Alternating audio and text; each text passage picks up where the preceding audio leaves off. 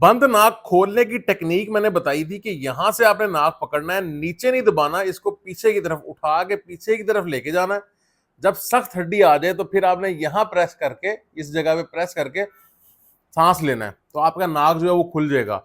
बहुत लोगों के कमेंट आए थे और कुछ लोगों को बहुत फायदा हुआ और कुछ लोगों को थोड़ा कम फायदा हुआ, और कुछ लोग ऐसे थे जिन्होंने कमेंट ये किया कि डॉक्टर साहब बिल्कुल फायदा नहीं हुआ। तो दो कमेंट मैं आपको बताता हूं जो मेरे सामने आए और मुझे बड़ी उसके ऊपर जो है ना वो हंसी आई। एक कमेंट था, वल्लाह डॉक्टर साहब बहुत ही फायदा हुआ, बहुत अच्छा लगा।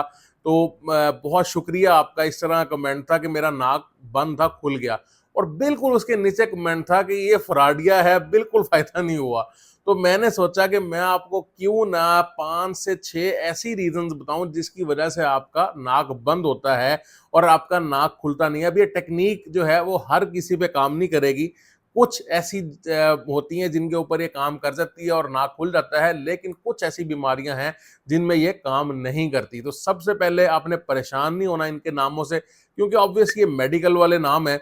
तो जैसे जैसे मैं बताता जाऊंगा मैं एक्सप्लेन करता जाऊंगा। पहले नाम सुन लें, एलर्जिक रिनाइटिस की वजह से, साइनसाइटिस की वजह से, नेजल सेप्टम डेविएशन की वजह से, यानी नाक की बीच वाली हड्डी होती है इसकी डेविएशन की वजह से, इसके साथ साथ जो है वो बैक्टीरियल या वायरल इन्फेक्शन की वजह से, या फिर नेजल पॉलिप यानी नाक के जो हदूद होते हैं उनके बढ़ने की वजह से, एडिनॉइड्स पीछे एक हदूद होते हैं बच्चों में ज्यादा होते हैं, उनके बढ़ने की वजह से, ये सारे के सारी जो रीजंस हैं इनकी वजह से आपका नाक ब्लॉक होता है। तो सबसे पहले अगर मैं बात करूं जो सबसे कॉमन है और सबसे ज्यादा होता है वो होता है एलर्जिक रिनाइटिस।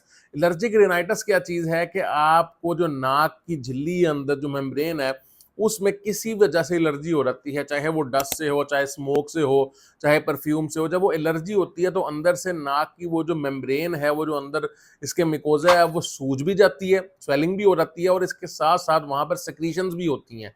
तो इसके अंदर क्या होता है कि अगर तो सेक्रीशंस की वजह से ओनली ब्लॉक है तो आपने यूं टेक्निक की, वो सेक्रीशंस जो टेंशन की वजह से वहां पर रुकी होती हैं वो खुलती हैं और आपका नाक खुल जाता है। लेकिन अगर स्वेलिंग बहुत ज्यादा है तो फिर आपको इस टेक्निक से कोई खास फायदा नहीं होगा। उसको स्वेलिंग को रोकने के लिए आपको एंटी एलर्जी लेनी पड़ेगी, कुछ जो है वो इस तरह के ड्रग लेने पड़ेंगे जिससे उसकी स्वेलिंग खत्म हो जाए, उसकी जो सूजन है वो खत्म हो जाए, फिर आपको फायदा होगा। दूसरे नंबर पे बैक्टीरियल और वायरल इन्फेक्शन आ जाती हैं। देखो वायरल इन्फेक्शन का तो एक प्रॉपर टाइम होता है, उसने टाइम लेना होता है, उसमें उसने ठीक होना होता है। उसमें आप रेस्ट करें, कुछ पैनाडोल वगैरह लें, अपने नाक को बार बार अच्छी तरह जो है वो सेलाइन वाटर से धोएं, नॉर्मल पानी से धो लें, ठीक है।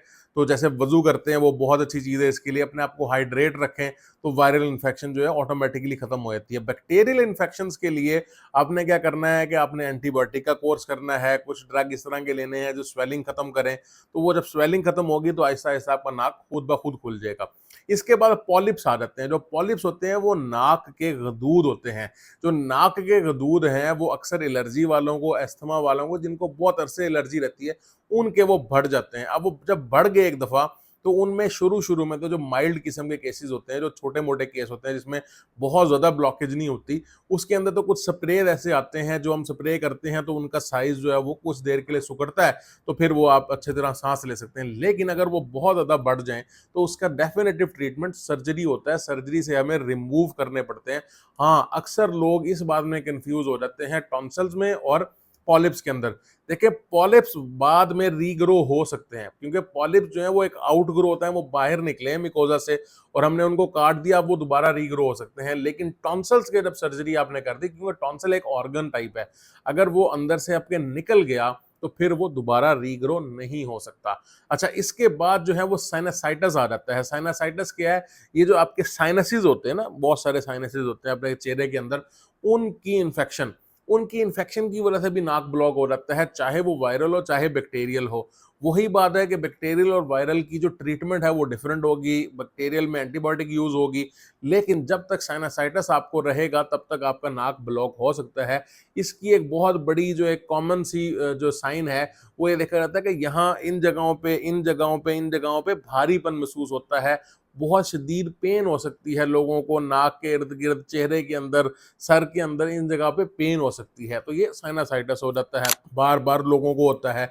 अच्छा, इसके बाद एडिनॉइड्स जो होते हैं ये भी गदूद होते हैं, ये बच्चों में ख़ास तौर पे होते हैं और जिनके वो बड़े होते हैं उनकी एक साइन होता है, एक अलामत होती है कि वो मुँह खोल के साँस लेते हैं, नाक से साँस नहीं लेते।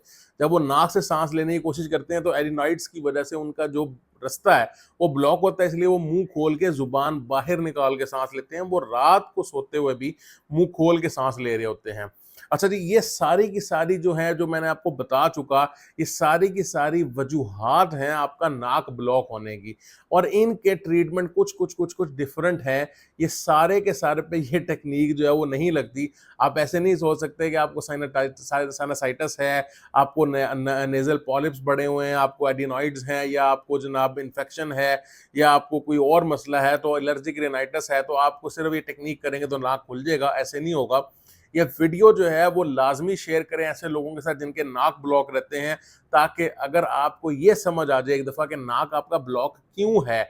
नेज़ल डेविएशन एक रह गया था, नेज़ल डेविएशन का मतलब ये होता है, नेज़ल सेप्टम डेविएशन, कि जो नाक की हड्डी है, दरमियान में एक हड्डी होती है, आपने देखा होगा, ये टेढ़ी हो जाती है। जब ये टेढ़ी हो जाती है तो इसमें ख़ास तौर पे एक तरफ का जो नाक है वो ब्लॉक हो जाता है।